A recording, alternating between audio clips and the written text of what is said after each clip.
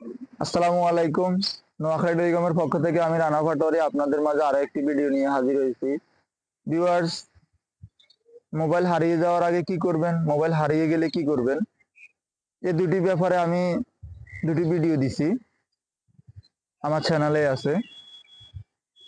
আচ্ছা, আমি আপনাদেরকে বলবো জিডি কিভাবে করবেন, বা জিডি করতে আপনাদের এত ভয়, কোথায় যাবেন, কি করবেন, একটা পেরেশানি থাকে। আশা করি আমার এই ভিডিওটা দেখলে আপনার সেই পেরেশানি থাকবে না।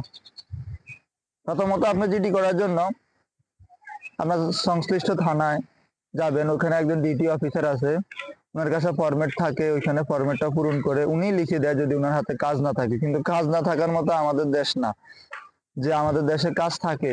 একটা ইনচার্জের 24 ঘন্টা ডিউটি থাকে আপনার যে কোনো থানাতে, তো ওনার সবসময় কাজ থাকে। ওনার হেল্প করে যদি নিতে পারেন তো তো ভালো। এছাড়া আপনি যদি টাকা খরচ করতে চান, যে আপনার কিছু টাকা খরচ হলে হোক জিডিটা আপনি কমপ্লিট করবেন, সেক্ষেত্রে আপনার থানার সামনে কিছু কম্পিউটার দোকান থাকে, ওদেরকে কিছু টাকা দিলে ওরা জিডিটা আপনাকে করে দিবে। আবার আপনি চাইলে অনলাইনেও জিডি করতে পারবেন।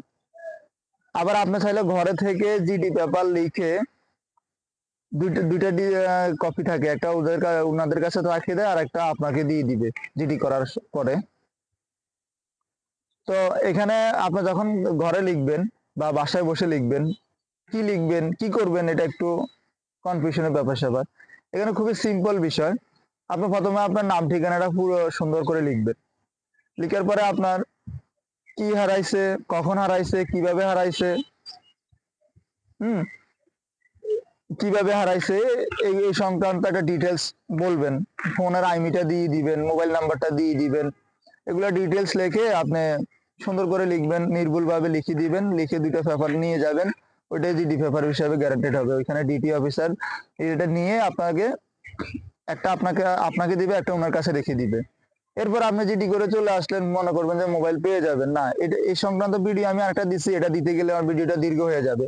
ওই অফিসারের সাথে যোগাযোগ করবেন, ইনশাল্লাহ যদি আপনার ফোনটা কেউ একদম ব্যবহার করে থাকে, অবশ্যই শর্ট টাইমের ভিতরে আপনি পেয়ে যাবেন। আসসালামু আলাইকুম।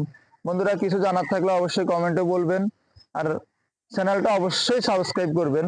আপনার হয়তো জানার কিছু আছে, এরকম আমার এই চ্যানেলে আমি দিব, আপনি জানতে পারবেন। অথবা আপনার কিছু জানার থাকলে আমাকে কমেন্টে বলবেন। আসসালামু আলাইকুম।